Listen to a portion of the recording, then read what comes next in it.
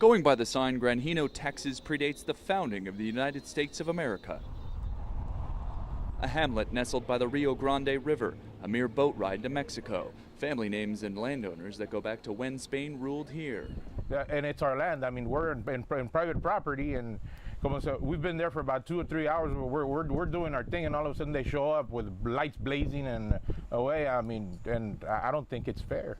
Napoleon Garza and his cousin Lorenzo ANZALDUA Jr. say times are much different now, that the U.S. Border Patrol, state, and local authorities have descended here, combing the area for anyone who crossed the border illegally.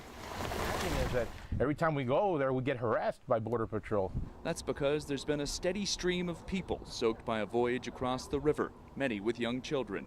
Most want to be found because U.S. law does not force immediate deportation for people from Central American countries. They have similar stories. A relative farther north paid their way to be smuggled, and now they want to reunite in the U.S. And they had 3 adults. They stayed behind, and they made the kids come forward towards me on the road, the family road, and they linked up with me. And I stayed on on the family property, and they stayed on the road. And when they saw that I was no harm to them, they pointed to the 3 cowards, the adults.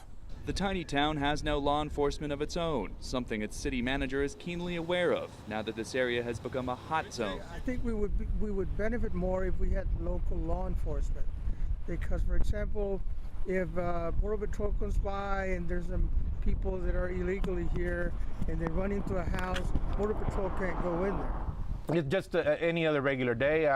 We get the immigrants that come by or whatever, and we, like always, they're always looking for Border Patrol, so we guide them in the right direction to go to Border Patrol. An historic old town, now in the spotlight of the country's immigration problems. John Moan, Associated Press, Granjeno, Texas.